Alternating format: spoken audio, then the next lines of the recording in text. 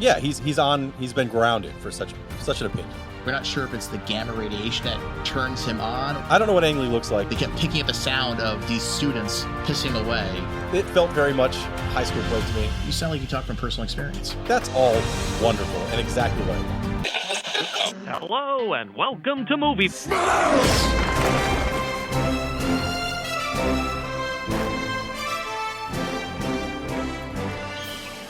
Hello and welcome to Movie Smash, the show where we dive headfirst into comic book movies outside the MCU. If you're new to the show, thanks for joining us. If you've been here before, you know the drill. Each episode, we're going to smash a movie whose source materials from a graphic novel or a comic. Is it worth revisiting, or should it be forgotten? Let's find out. This is Movie Smash. I'm one of your hosts, Chris Roberts. I'm the founder of Off Panel Creations. With me today, I have Jeremy Parmentier. I'm Jeremy Parmentier, also the Retrovaniacs podcast, and probably the creator of many dad issues. Which I think we're going to spend a lot of time on today. Fergal isn't able to join us today, but he will be back hopefully shortly. Our movie today is 2003's Hulk, starring Eric Bana, Jennifer Conelly, and Sam Elliot. Directed by Ang Lee. I don't understand this. You were exposed to a dose of gamma radiation that should be lethal. But you seem just fine. Maybe there's something different in you. How little you understand, Miss Ross. My son is unique.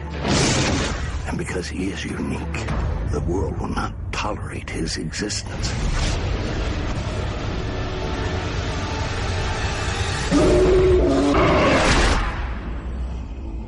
My Bruce. I think the rage is triggering the transformations. On top of that, we've been doing this for about a year now, Jeremy. That's correct. It's I think we need like a cake with a candle on it or something. I think this movie is our cake, right? Our logo is that kind of movie smash with that Hulk feel to it. So it's finally time we cover a Hulk movie. That is our cake. Whether or not it's a good cake, we will find out. So we've done, 26 movies by this point? 25 movies by this point? This is number 26. Which one was your favorite so far to actually watch and enjoy? Not just covering, but actually enjoy as a movie. Yeah, I mean, there's lots of these movies that I had seen before, right? It's hard not to say that Superman or Batman Returns were great movies. They are. But what was my favorite movie to watch for this podcast? Specifically ones I may not have either liked or had seen before. Looking back at these shows, Kingsman is the one I think I like the most because I knew nothing about it. I expected nothing from it, and I was pleasantly surprised with what it ended up being. I don't really like that kind of 007 sort of feel, but this is the one version of it that I've seen that I actually really enjoyed, and I want to see more in that universe. That was a fun movie, and hopefully we get a chance to cover the second one for that series. I don't think I saw it myself before we watched that one. In fact, I liked our discussion around it. For me, though, I really enjoyed going back to Constantine. I had not seen that movie in quite a while. Keanu Reeves always does a good sort of action flick, so I enjoyed going back and revisiting that sort of world. Even though he wasn't the Constantine I grew up with, I think he did a pretty good job of it. Yeah, that's another one I hadn't really seen a lot of. I know I had seen pieces of it, and I probably did see it while drinking at some point, so I don't remember a lot of it, but just because it was like a party that I would have seen it in. But I mean, it was a very enjoyable episode as well. Now, I know we're not on all the episodes. We swap out guest hosts on occasion. But what was your favorite episode to actually go back and listen to? I mean, honestly, all the ones I'm not on, and not because I don't think those were good movies or good discussions, but I wasn't in them, right? So it's like listening to anyone else's podcast, and I get to hear, the guests that come on. All the ones with the guests have been actually quite fun. I was a little concerned at first because I've had some rough experiences with guests in the past on other podcast episodes I've done, but on this show, they've all worked out very well. But yeah, so the ones I wasn't on were like The Crow was a fun listen, and The Alita Battle Angel specifically, because I was a huge fan of the anime, and the movie actually, because the movie's basically the same story as the anime and the manga. So I enjoyed both of those a lot. Yeah, those are fun episodes to sort of go over as well. Me, since I edit these things, I listen to them probably 3, 4, or 5 times. So to me, they've all blurred together. I really couldn't say which one's my favorite to listen to. I guess the ones where I had to edit the least were my favorite ones, I guess. We've been doing this for a year now. Anything from our discussions come out and sort of surprise you? Our thoughts on the movies generally, no. I don't think there's been any movie discussion that I was shocked by someone's stance on the movie. Like no one was like, what sucks, Superman. Like no one, everyone said, yeah, sure, maybe it's not as action packed as new movies. It's a little slow in parts, but that's just the truth, right? That's okay. It's more the side discussions, specifically ones that Fergal sets out. I know it was only a couple episodes ago, but when he said that Ludacris was a more skilled actor than David Bowie, that's the one that still will shock me forever. That's actually what I wrote down too. I'm hoping, because he's been gone for a couple weeks now. I'm hoping he has actually been sitting at home thinking about what he said, and when he returns, he'll realize his mistake. Yeah, he's been grounded for such an opinion. Exactly. So why don't we jump into the movie for tonight? How familiar are you with the Hulk as a character? I think, if I remember correctly, you are actually a big fan of the Hulk. Yes, Hulk is it's, as a kid, I liked the Hulk. I didn't love the Hulk. But everyone knew the Hulk, right? Especially as when you're playing with toys or whatever, the Hulk is cool. He's a giant, strong, super monster guy that can, sometimes is a human, but at least in the TV show that I was also very familiar with, the 70s TV show, it's like, Bruce Banner gets angry, all of a sudden he becomes the Hulk, and he's super strong, and he can throw a car, and it's like, I loved the Hulk. And I did read Hulk comics, but not like I did now. Up until maybe 2018, 2019, I had sporadically been in and out of comics, different periods when I worked at the comic store, when I was a kid, but there was probably 10 or so years where I didn't buy or read any comics, and then I was trying to get my kids into comics just to have something else to do. And there's a local store that's really good. So I went there and they each had to pick out a comic, and I picked up one of the episodes of one of the issues of the Immortal Hulk, and I was hooked. And the Hulk specifically drew me back in. And despite the fact that after the Immortal Hulk, perhaps the next line was maybe the worst Hulk I've ever read, the current line is very good. The current Incredible Hulk is actually going very well. I'm enjoying it. So yes, even before this movie, I knew the Hulk. Before this episode, I 100% knew the Hulk. A big fan. So for me, looking back, I don't know my first memory of the Hulk. I've known him as a character. I've never read any of the comics or any of any cartoons. Maybe he did like a surprise appearance in Spider-Man and Friends or something. But beyond that, I think he maybe showed up the X-Men once. But I wasn't really a big fan of the Hulk in the sense of I just didn't follow him. I wasn't had anything against the Hulk. Actually, weirdly enough, my earliest memory of anyone having a Hulk toy was a mutual friend of ours who used to have these massive fists. Yes. You run around with them, and you probably know who I'm talking about. I do. And I just talked to this person, and I told them about this podcast, and they listened to the last episode. So maybe he's still listening. Oh, maybe. And hopefully he realizes who he is. When was the first time you saw this movie? So I knew I had seen a lot of clips of this movie, but I had heard that it wasn't good. And 2003 for me, I mean, I would have been in my mid-20s. I wasn't rushing out to a ton of comic movies. I did see some, but not all of them. And no one else I knew was excited about this one. So I didn't have a group of friends that wanted to go see the Hulk. I just had not seen the whole thing. Now, I've seen lots of clips of it since. We're going to talk about some of the effects and such that would make it where clips of this would show up. And so I had never seen it. And so I always regarded it as not as good as the 2008 The Incredible Hulk, which I had seen in the theaters. I've seen many times since, and I really enjoyed. So this is the first time I've seen this movie in full ever. I'm very similar to that. I thought I had seen this movie, but kind of find I had not. 2003, I was building a business at that point, so I really didn't have time to go to the theater too often. But I really thought I saw it. But then looking back to some of the notes and some of the history of this movie, the movie was actually fully released by somebody who eventually went to jail for releasing this thing early. So I saw clips of this and all the hate that was coming out for this movie. I probably just let it pass by. It sounded like it was terrible. I kept hearing things like it's Shrek, the Hulk. So I just ignored it, thinking back about it now. So seeing the movie, I thought I had seen this thing.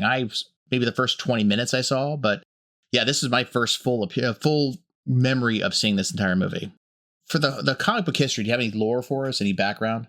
I mean, the Hulk has been around since the early 1960s. It was created by Stan Lee and Jack Kirby. It's a classic Marvel comic character. The Hulk has had many different versions of himself, more or less. It's always the same core story, which is Bruce Banner, who's a scientist, is irradiated by a gamma ray bomb in an accident. It causes him to, his genes to splice or do whatever. But now, whenever he becomes angered, pressed, kind of emotionally distraught, he becomes the Incredible Hulk, kind of this uncontrollable, depending on what version of the Hulk we're talking about, giant, monster of a man that sometimes Bruce may or may not remember what he did. So it's very hard to say, yes, is there lore? Sure. There's been lots of different lore throughout the years for it. There's been different versions of the Hulk. There's Gray Hulk, Savage Hulk, Demon Hulk, Joe Fix-It, where he dresses up like a mobster and lives in Vegas. There's been tons of Hulk lore. But the classic story, the same kind of character you'd see in the 78 TV show or anytime you think of the Hulk is Bruce Banner's a normal person, like a scientist. When he gets upset, he becomes the Hulk, and he's giant. And, in different versions of the story, much like what they're doing now in the MCU, the Hulk can control himself or kind of becomes this blend of both personalities and is always shaped as the Hulk. So, in this case, it's the classic Hulk. So for this movie, which classification of the Hulk would you say he is? It's the classic Hulk, but the origin of the Hulk is different. It's not the same at all. Quick spoiler warning, if this is your first time joining us, just a heads up. We'll be discussing the plot and may discuss various elements of the story that might be considered spoilers, so consider yourself warned. So, Jeremy, why don't you walk us through this movie? What happens? Sure. I mean, the biggest thing is it is Hulk's origin story. This is the birth of Hulk, right? As far as the character goes, if you're gonna make a movie series out of the Hulk, this is the start.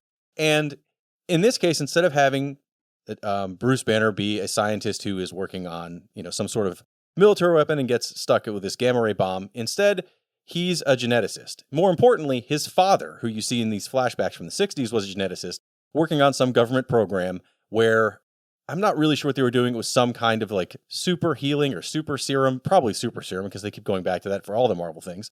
But, working with different genetics from different animals, and he decides to test it on himself. And in the process of that, after he, fills himself with this different genetic material and messes with his own genes, he gets his wife pregnant, and they have a baby, Bruce Banner.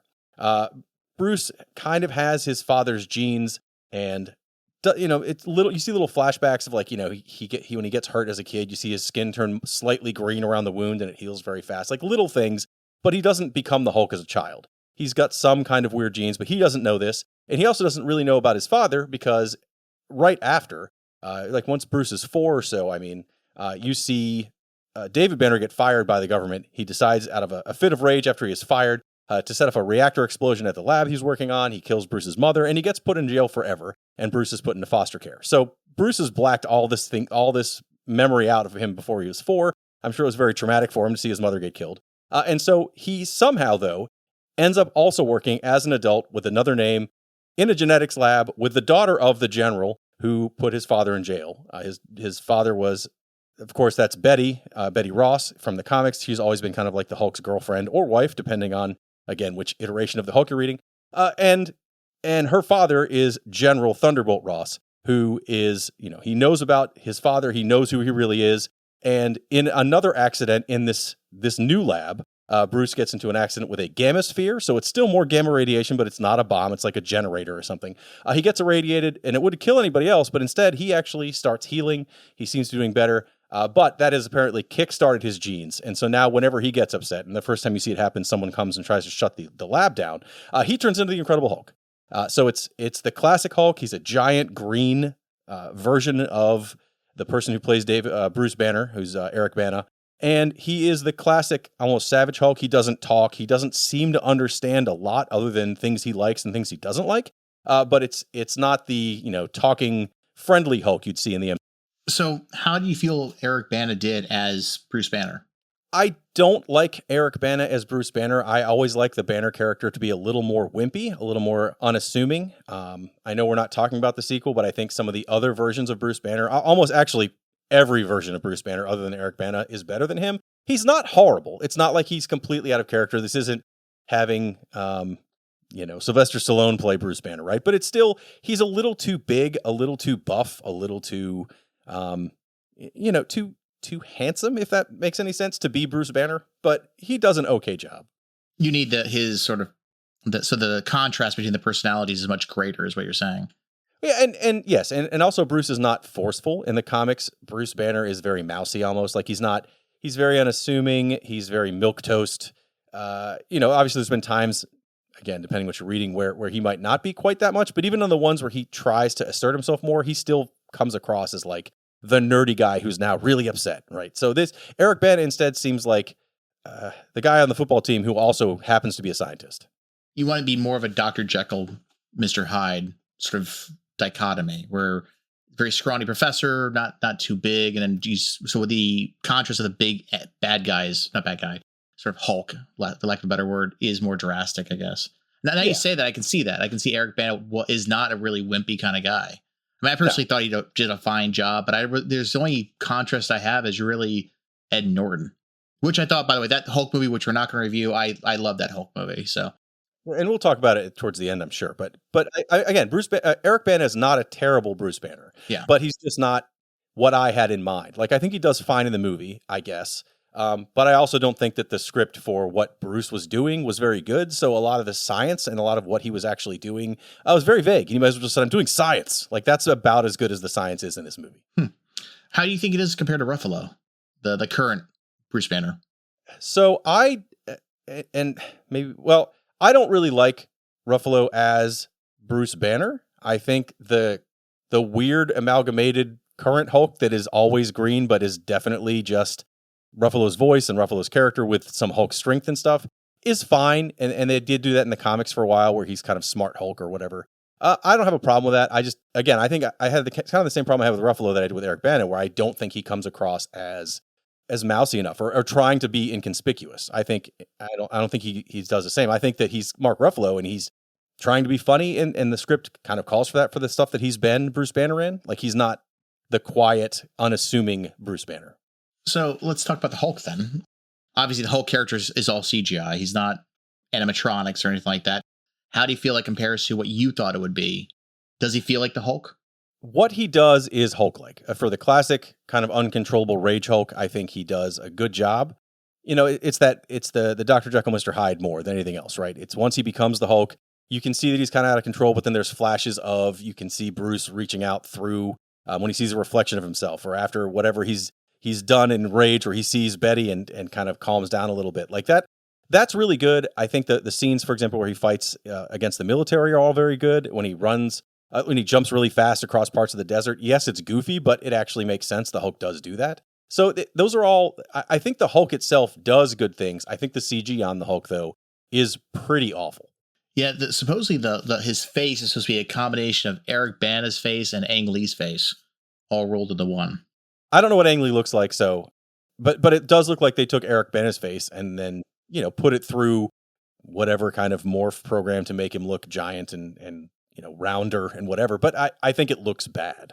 I didn't think he looked bad because my expectations were so low going into this movie for what I thought he was supposed to be, because I had heard that it was the Shrek just playing the Hulk, and it wasn't that bad.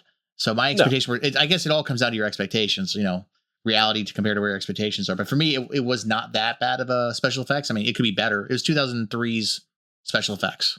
But I don't think it was great for 2003. I think that's part of the problem. Like, we've talked about other things that looked bad, but you just think about the time, and you're like, but it makes sense. Right? Yeah. You know, the green screen on Superman, or some of the effects that were in even some of the cheaper movies, right? Because this was actually a real budget movie. This wasn't a $5 film. So I just don't think that the face specifically I don't like, but also there's just some shots, especially farther action shots, that look just a little hokey. But in the scheme of things, it's still totally buyable. It's just, there's no point where you think the Hulk is not CG, which is a problem. True. Yeah. Especially during the daylight scenes. Yes. That's sort of the fact of any of these CGI characters. Once daylight is involved, it's really hard to get that to look right. So how did Jennifer Connelly do as Betty Ross? Since you said she is from the comics. Yeah, Betty Ross has been a staple of the storyline. And in fact, it goes berserk later with her. But let's go with the classic character of just being Bruce's love interest that also happens to be the daughter of his military foil. But she's fine. She does come across as she's supposed to be a scientist like he is. She at least tied to that. That's how he knows her. And she is kind of afraid of, but also, you know, it is her father. So she's afraid of him. She does listen to him, but they're distant. You can tell that she doesn't really, they aren't close. I like that relationship as well. So I think she did okay. One of the guys who did a great job was Nick Nolte. But how do you feel Nick Nolte does Bruce Banner's father? In this movie, Nick Nolte's fine as Bruce Banner's father. Although the scene at the end where he's explaining everything, essentially, like the very end scene where he basically gives a speech to the camera. The exposition dump. Yeah. Yeah. It's because it's also just, it felt very much high school play to me, where he just like faces the audience and yells out. I know he's supposed to be yelling at everybody on camera, but it just came across really bad. But otherwise, he did a good job. However, the normal Bruce Banner's father is just an abusive father. He is not in any way super, just kind of a super asshole. So, and especially in some of the more recent Hulk comics, they really dove into that and how it messed him up and why it made him kind of the way he is. But in the movie, it's fine. The story works. I was kind of surprised that that's the route they took, but it's fine. I don't follow the whole comic, but I didn't really think Bruce's father was supposed to be some sort of superpower individual or any part of the story other than he's part of his background, his history. So it was interesting seeing Nick Nolte play it. Now, are you familiar with that picture of Nick Nolte where he looks crazy from a DUI arrest he had years ago that sort of floats the internet? It's because he had just come out the filming of this movie. Well, that makes sense. That's why the hair looks like that. When I saw that fact, it just made me chuckle because you see that picture go around, he looks insane, and then you realize it's just the haircut he had for this movie. I guess I don't really know much about Nick Nolte as an actor, but supposedly he tries being a little crazy on set just to be left alone. So for this movie, he had an oxygen tank that he carried around with him and would just huff oxygen every now and again just to make people think that something's going on with this guy. So people wouldn't bother him at all. Hey, whatever it works, that's fine. I don't know much about Nick Nolte either, other than that picture. So, and movies he's been in, but I don't know anything about it personally. So that's funny. So if you are having a rough day at the office, just bring an oxygen tank with you and act like you really need it. So did you see the cameo in this? Lou Ferrigno was in this? Oh, of course. Lou Ferrigno and Stan Lee in the same scene, leaving the lab early. Lou Ferrigno being a security guard in this, but he is the classic Hulk on the 78 Hulk, which I know you know that, but in case anyone listening didn't know that, that's why it's a good cameo. It was nice just seeing the two of them walk by. I actually did a double take saying, Stan Lee you're looking for in all these movies, of course. Yes. But Lou, you're like, yeah, that's a nice callback. I don't think he spoke at all during this movie. Of course, he didn't really speak too much during his original appearance of the Hulk. I was gonna say he never did. But that version of the Hulk didn't speak, just like this version of the Hulk doesn't really speak. Other versions do, like the current MCU version speaks, but yeah, this version doesn't speak. And I think he said, if he said anything, it was very like in passing, where he's like, yeah, I know, or something like that. But yeah, it was he's in the movie for like 3 seconds, so he doesn't have a lot to say. I always feel that the Hulk as a character before I saw this movie is very much an action character, smashes stuff, breaks stuff. But after watching it, it feels like it's more like a tragedy of this guy who can't control his anger, who then sort of self-destructs his own life with this sort of embodiment of it. So we'll talk about some of the scenes in this. Let's start with the action scenes. How did you feel about some of the various action scenes you saw in this movie, such as like the desert fighting scene or the dog fighting scene? The desert fighting scene where he fights against the tanks and is what I wanted, right? That's what I want out of a Hulk movie. Him fighting against, there's not other until the very end, other like super villains for him to fight in this movie, but I like that he fights against, big tanks, things that a normal person would never be able to do. Instead, he like rips the top off of a tank and then uses it as a weapon towards another tank. Like that's all wonderful and exactly what I want. Yeah, and he fights some fighter jets and some helicopters and climbs the San Francisco Bridge, the Golden Gate Bridge. It was fun watching him just beat the crap out of stuff. I think there's even a part where he does the classic bending of the tank cannon into the tank itself. Yeah. So there is a dog fight. Now remember that it's sort of like Hulk dogs or Gamma dogs. I'm not sure what they're called. Mutant dogs of some sort that his father had bred. Now that's a heavily CGI scene. How did you feel about that scene? It's also dark. That fight is dark, so it works. It doesn't seem as goofy as some of the other scenes. Like the desert fight, while it was fun, is a good example of you never believe that Hulk is not just a CG thing on the screen. The dog fight, again, you still know they're all CG things on the screen, but because he's also fighting against things that are heavily CG, it was more believable to me, even though it's all way goofier.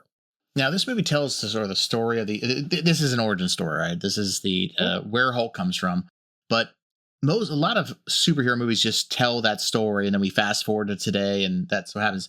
This story does it as a series of flashbacks, sort of tells you information as you need to know it. Did they work for you?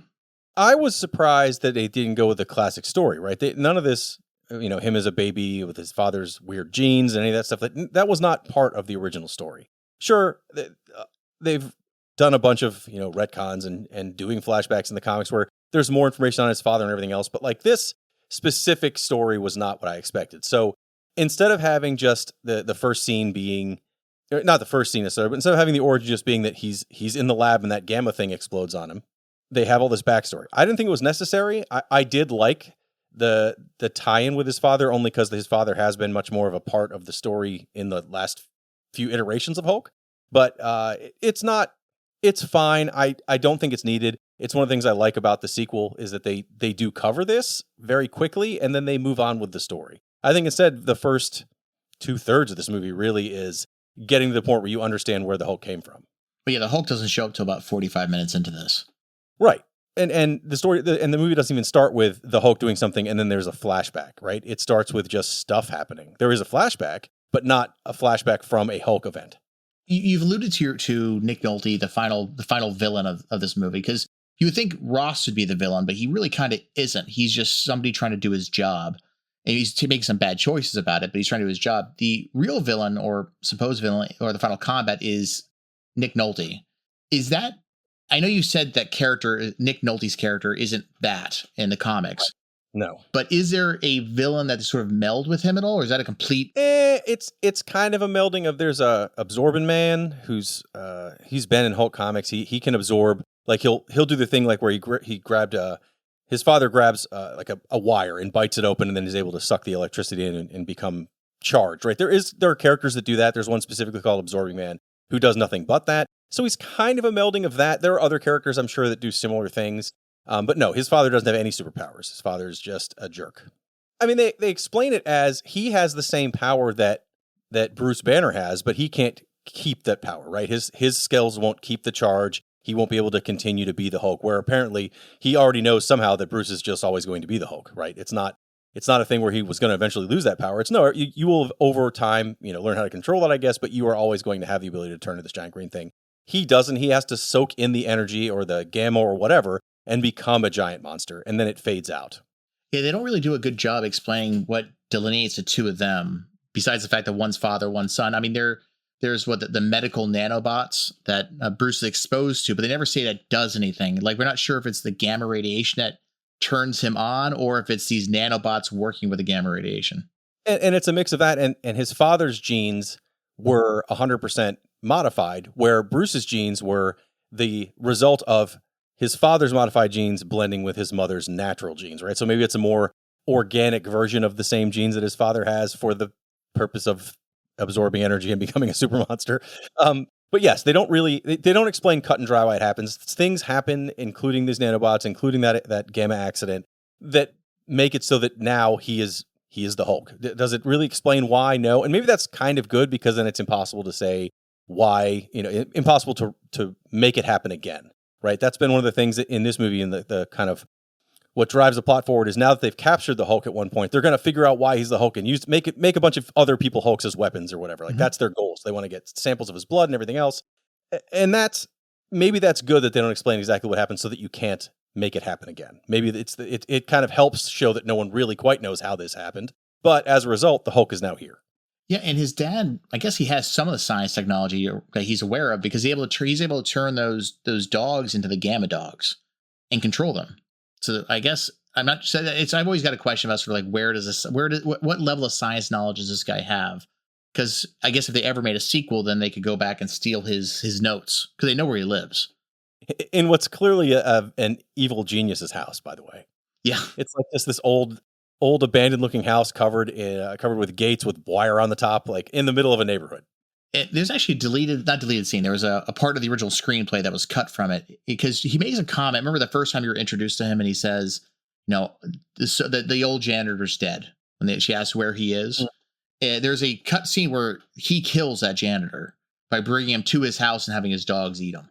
Oh. Yeah, I mean, you don't need that. I think it was already assumed that he killed the janitor. Like, I didn't have any question in my mind that that's what occurred. Also, just realistically, this is a military-funded lab, at least in some way, shape, or form. Maybe it's a military contractor, but it's still like a military lab that they're working at, that Bruce is working at with Betty.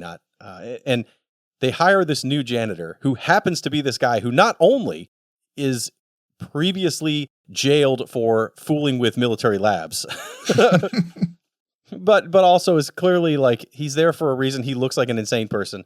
In real life, anything that's remotely tied to having to get a clearance to even access the building, you would not have hired that person. They would have been able to very clearly determine, maybe don't hire this guy. You sound like you talk from personal experience.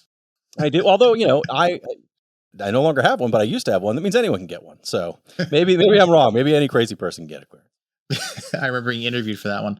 Actually, it's funny. So their lab is at Berkeley University, I believe it is.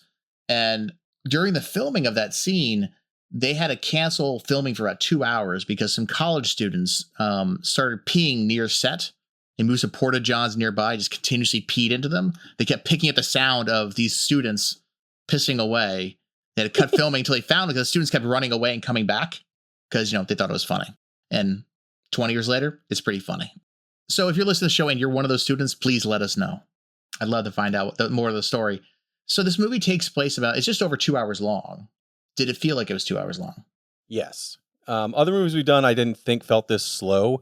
The movie takes a long time to ramp up to when the Hulk appears. And then even after he comes in the first time, there's a long period again where you're not quite sure. Like, does he know that he became the Hulk? Does he really have any control over it? Like, there's a lot of in-between unnecessary time in between Hulk. And I'm not saying that because I only need to see a guy smashing things, but just you don't need the time to build up what's happening. It is unnecessary.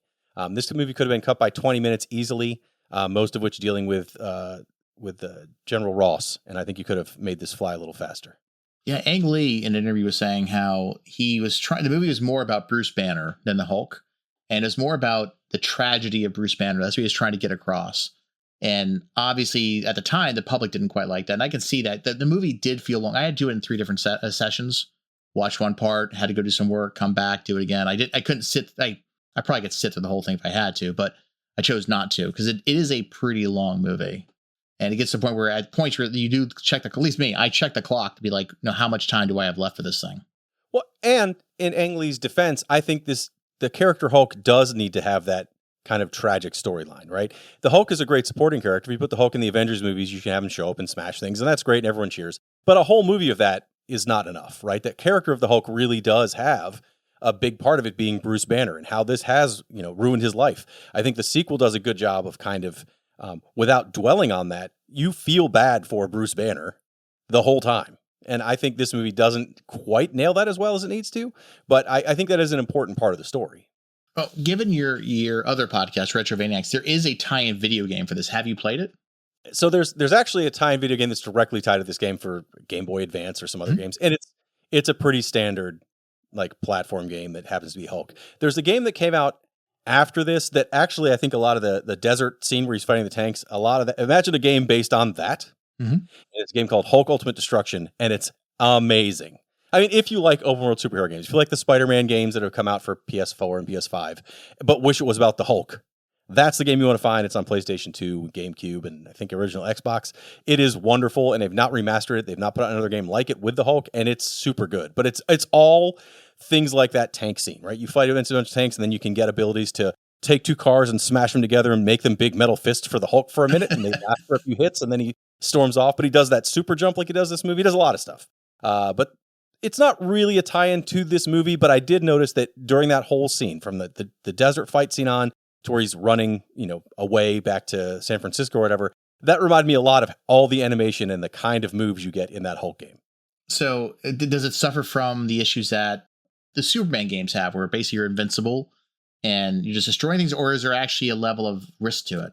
Well, it is. Well, I even think the Superman games, even though, yes, you're invincible, there's still things that kill you in those games. So like the Superman N64 game is notorious because it gives you no time to do what you need to do, right? Maybe you're almost impervious, but you have 6 seconds to complete a goal. And if you don't do it, the level ends. You're like, well, that's terrible. So this also has, there's a lot of things fighting you. Plus that game does have Abomination and some other mutants you have to fight. So like it has some danger to it, but it's just more in a way, it's great because you don't feel like you're necessarily are in too much danger. It's just, can I do enough damage before they call in enough heavy artillery that I am in danger? So there becomes like a strategy to it, but I really like it.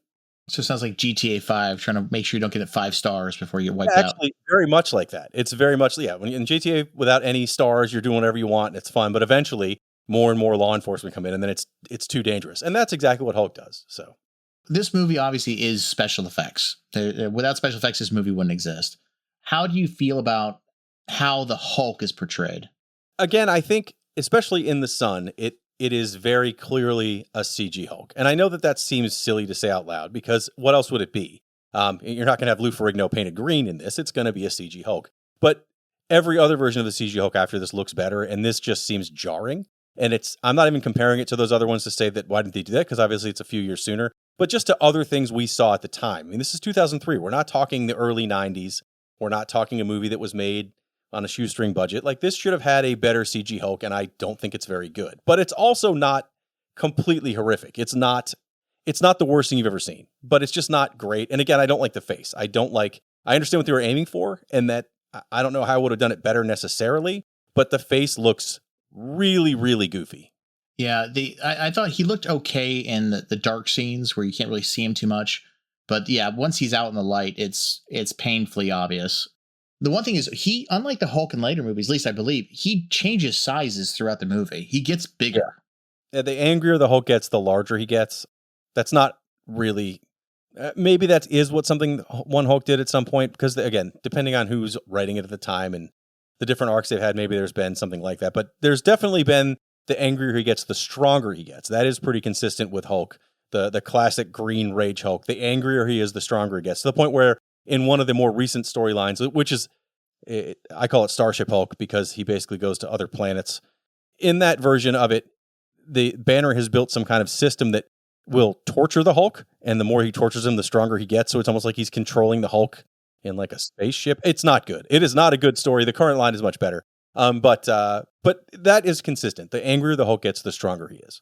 So in this movie, they did it as a literal, he is larger. One of the things this movie does that's different than other movies is that comic panel sort of transitions. I mean, movies have always had swipes and changes of changing from one scene to the next, but this movie has actual comic panels in it. So the same scene from different angles. How did you feel that came across? I didn't like the way it was implemented. I think doing that, if you transition from scene to scene with that, it would be interesting. And you could use that to transition through time or whatever else, so that you actually can show like almost like flipping a page or switching panels, something else. Other movies have done that. It's not new. But instead they have scenes that basically take place in moving panels on the screen. So it's almost like you're watching a moving comic book. And I did not think it was necessary. I mean, we're watching a movie on purpose. We're not reading a comic. And it was too much of it, right? If it was done as a transition or even as the intro, like do the flashbacks that way. But to do the current live action scenes that way was a little distracting. Yeah, he was saying how the purpose obviously is to make it feel more like a comic, but they actually would film the same scenes from multiple angles. So imagine you nail a scene right one time, you've got to do it 4 or 5 different times the correct way to get it to line up. In fact, there's one of the scenes where Eric Bana transforms into the Hulk. It's a very physical scene for him. He had to get it right 4 different times for the various angles that they had. Suppose he was just completely exhausted from that day of screening. I do want to talk about the transformation into the Hulk. That could be the worst effects in the movie, hands down. And transformation scenes can be really good. Like American Werewolf in London has an amazing transformation scenes. A lot of horror movies have that kind of stuff. This, because it is such a CG shift, like the first time he turns into the Hulk, the first few times, it's just Eric Bana, but his face turns green a little bit. And then it goes, like it's a very long transformation. It's not fast. They do another one later. In fact, all the transitions where he becomes from Hulk down to Banner, they like have it off in the distance. So you can see it happen and it's totally viable. It works well. It looks good. And it comes back and it's Eric Bana. But the other direction, they have too much where like, even if they just zoomed in on his arm and you saw his arm grow, that would be much preferable to watching really his face and body all at the same time change. It just doesn't look good. Yeah, the worst transformation is actually the one at the end where he goes from the Hulk to Eric Bana during daylight. Oh yeah, the very end. Yes. The very end. It looks like he's a balloon shrinking slowly over, and going from a dark shade of green to a light shade of green to his normal skin. But it looks wrong. It feels like that's the only I can say. It just looks wrong. I think you're right. If they had just zoomed in or done close-ups where you don't have to see the whole scale of it, it's probably more believable. Yeah, and almost even I just mentioned American Werewolf in London. That one, you don't see a full body transformation necessarily. It's piece by piece, and it looks cool. You can focus on practical effects. You need some CG in there too, obviously, but you could have done something to make that better. And instead, it comes across as, I'm sure at the time, it was like, look how we did this, and it looks really good in the studio. Maybe this is impressive. We got it done. But it is the most aged looking effect in the movie is the transformations. I think they should have gone with since we just reviewed Daredevil recently, I think they should have gone with the Daredevil transformation of zooming on various parts of his body as he puts on his uniform. Yeah, that would have been fine. Same year, though we did complain about the effects for that movie a little bit. Yes, it's different though, right? I mean, there was some CG and there was other, but not like this. It felt like, you mentioned Shrek, but it feels like Roger Rabbit, right? Half the characters are live action and then there's this cartoon walking around. It feels too close to that. Let's sort of jump into sort of some production decisions that they made at the time. So obviously Bruce Banner, main character, they always go through a couple different people that they're thinking about. Their original choice was actually Ed Norton. Well, and as you'll find out in 2008, I think that's a great decision. They should have gone with that. I understand there's probably a reason they didn't, but I'm glad they went back to him. Well, Ed Norton actually turned it down. He said the script was not good enough. Well, he was also probably right. The second one was Bill Crudup. Oh, Billy Crudup. Okay. Billy Crudup. Dr. Manhattan. That was actually the next choice they were having after Ed Norton. How do you, the one I actually want to get your opinion on these next couple, Tom Cruise. No, I think he would have the same. I would have the same problem with Tom Cruise that I did with Eric Bana, which is that first off, Tom Cruise also is way too big of a star.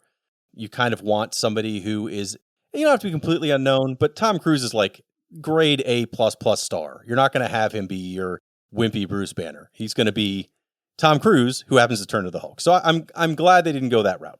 How about Johnny Depp? I think he could have done it. I don't know if you've seen, what is it, The Seventh Sign? Oh, I love that movie. I love that movie too. He does pull off that kind of nerdy, bookish character. He could have done that. I'm concerned because a lot of his other characters go that too Tim Burton-y route, right? Where he's too unique and too characteristic. But he has done roles where he could be a little more subdued. So in 2003, I think he could have done it. 2023, probably not. Yeah, I think Johnny Depp really sort of, I think as he worked more and more with Tim Burton, went more in that sort of eccentric route for his characters. Next up is Jeff Goldblum. Oh, Jeff Goldblum. Maybe. Again, I think he's also a character though. Like, I love Jeff Goldblum, but he's always Jeff Goldblum. Yeah. Like, he's not Jeff Goldblum doing something else. It's just Jeff Goldblum as Jeff Goldblum in your movie. And I love that.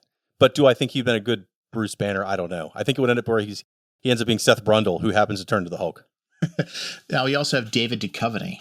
Yeah, that could have worked. Yeah, he was coming off his X-Men fame at that point.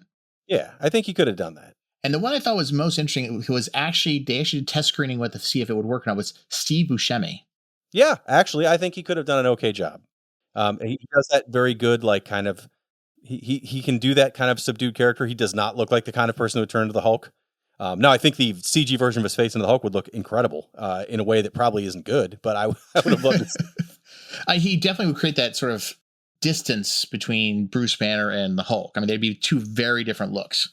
And I think he'd be good at displaying the side of Bruce Banner that makes you feel bad for him more than Eric Bana did. And you would probably wonder why Betsy has anything for him, or Betty, sorry. Well, maybe, except that again, even in the comics, it's one of those things like, she's with that guy. What a nerd! Like it's love has no boundaries, right? So that all works, and it makes it so it's like, yeah, this guy lucked out. He ended up having this hot girlfriend, everything else, but then this happened, and now his life is kind of over. He can't have this life he wanted. That's kind of always in the background. I mean, it seems kind of strange. So he's a nerdy guy who happens to find love, but he's got a rage problem. I mean, we all know people like that. Yeah. Some of them may be on the show, but yeah, no, I think he could have done an okay job. But I don't think Eric Bana was terrible compared to the other people you just listed. I think he was in the middle there. Now, the only other originally when it came to directing this, the only other director they looked at was a guy named Joe Johnson, who I was not familiar with, so I looked him up. He did October Sky and then went off to go do Captain America Civil War. Oh, sorry, Captain America, yeah, the first Avenger. Oh, well, I mean, I guess he could have done this then. He did the first Captain America. Now, the interesting thing was Ang Lee turned down Terminator 3, Rise of the Machines to direct this movie. Did he make a good choice? I don't remember a thing about Terminator 3, so probably yes. Yeah, there really wasn't much to Terminator 3. So we're coming to sort of the end of this, but when it comes to this movie, for both of us, we not see this movie beforehand. What was good about this movie? What did you actually enjoy about it? And what could they have done better? The last third of this movie I enjoyed. So once it becomes the Hulk is now on the run from the military, he's trying to go home. They've kind of figured out what his goal is to be, and it's them trying to catch him as he does his thing. Loved it. It's all action, but it still has a point. It's not just the Hulk's destroying things mindlessly.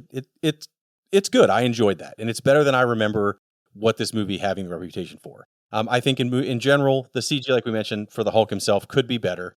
The face is terrible, absolutely terrible for the Hulk, but it's not. I mean, it's terrible while still looking like it was paid for. It's not terrible as in they made it in a studio at their house and they just, we'll make this work, and it's a static face. Like it moves, it's fine. But I just don't think that Banner's face stretched out is a good look for the Hulk.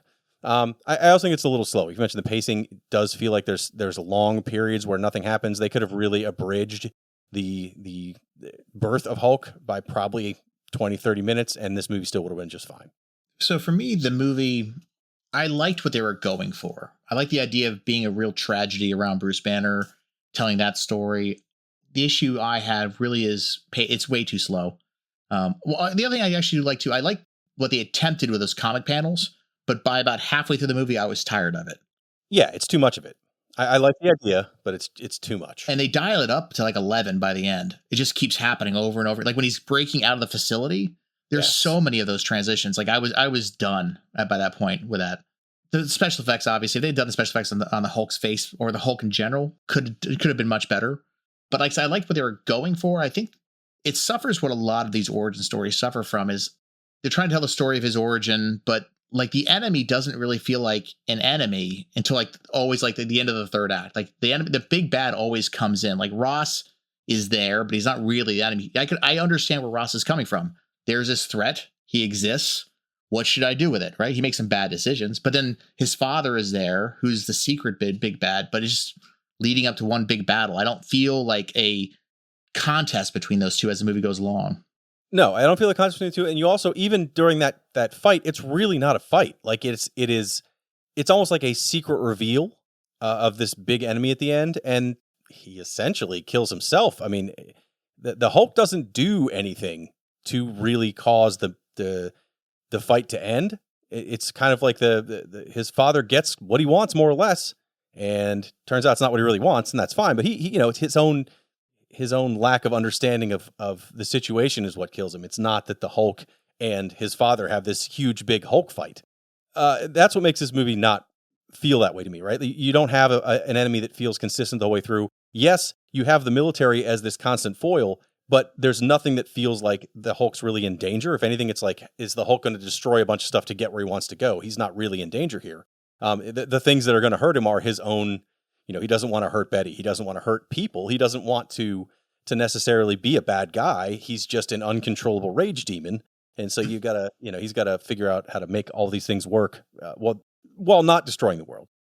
So there isn't this big enemy in this. And what is tried to be that, I think, is supposed to be his father, and I don't think it works. I think the 2008 version does a good job of making that military story underneath it work, but you have Abomination, who is basically another Hulk that you have to be this constant foil. You see his kind of growth throughout the movie to where he's going to be this thing for Hulk to fight. And it does have a giant Hulk versus Hulk fight at the end. That is what you want. So I think this movie just misses that a little bit by throwing his father as the bad guy at the end. I think it tries to do more emotionally, but I don't think it succeeds.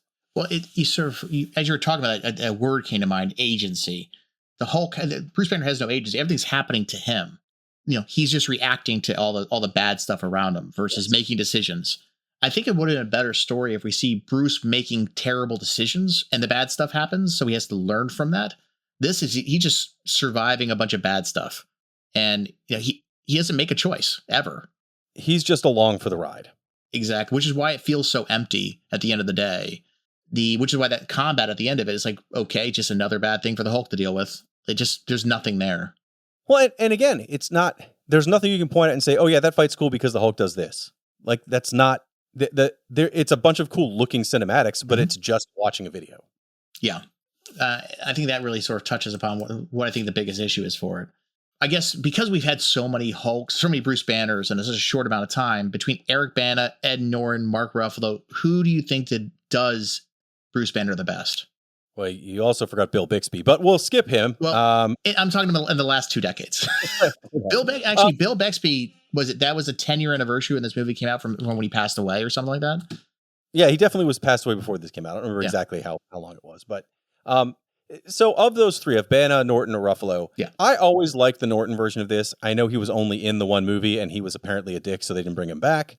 But I think his version of Bruce Banner has that, like, he knows that he's smart and he knows what he will turn into, and he doesn't want to be but he does not want to be the Hulk. He wants to stay off the radar. He wants to do, you know, whatever it takes to not become the Hulk. And so that movie has like that kind of tragic feel to it. I think he does a good job with it. Where I think Eric Bana, you don't really feel that bad for. I mean, yes, all these bad things happen to him, but he's just there. And I don't necessarily like the Mark Ruffalo version of Bruce, although I do think the Mark Ruffalo version of Hulk is fine.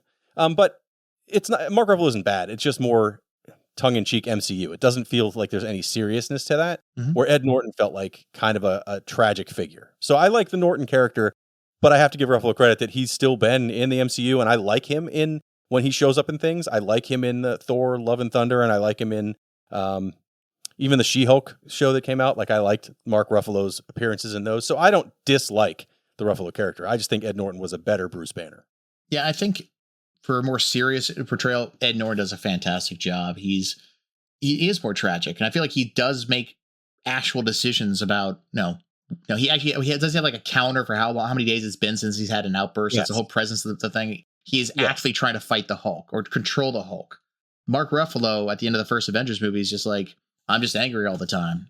That's how he controls it. Taking the story in that current MCU Hulk where he's always the Hulk. Yeah. Right? He's no longer ever Bruce. He's always mixed. And that's fine. If that's the way they want to go, it probably makes more sense because you're not going to have, at least as of right now, they don't have a standalone Hulk story. He just comes as a character to the stories. So fine. It works. Yeah. But, he's more of a side character. He's a supporting actor in those movies. Well, and I think if you're going to use the Hulk that way, if you're going to use the Hulk as this, a nuclear bomb, right? That's kind of his goal. He comes in, he destroys a lot of stuff. Sometimes, like Thanos can stop him, but that took a pseudo god to be able to take down the Hulk. Normally, he's supposed to be there to be like okay, he's angry, point him at something and he'll destroy it. So I think that works fine as a side character, but as a whole show, that would be too much. So should people go out and find this movie? I didn't hate it. So again, I came in with, I don't think my expectations were as low as yours, but they were pretty low, and I still enjoyed this movie. It's not great, but it's not, I like the Hulk. I think this is an okay version of a Hulk story. It's just not as good as what comes after it. Yeah, this movie is currently on Tubi. It's not even on Disney Plus or anything like that, because obviously the distribution rights are still wonky. I think Paramount might own it or something like that, but I think go out and find it. It's not a bad movie by any stretch of the imagination. We have reviewed worse recently, and oh yeah. This is so it's an interesting watch. It's not a funny watch. Like, you're not going to go into and have a bunch of good laughs. Go into it saying that it's late 90s special effects, and you'll probably enjoy the special effects. So lower your expectations around how it's going to look. It's not bad. Now, mind you, don't accidentally click on the Incredible Bulk movie. That is not the same thing. Do not click on that movie. It will come up on Tubi. The Amazing Bulk. I would recommend, though, search out the Amazing Bulk trailer on YouTube. You will not believe that it's a real movie. And it's arguably not a real movie, but it is an hour plus long, and you can find it on Tubi. Yeah, I think it technically qualifies as a movie for runtime purposes, but yeah, don't accidentally click on that one. So where would you give this thing a rating? It gets one giant green thumb 3/4 up. It's not a full thumbs up.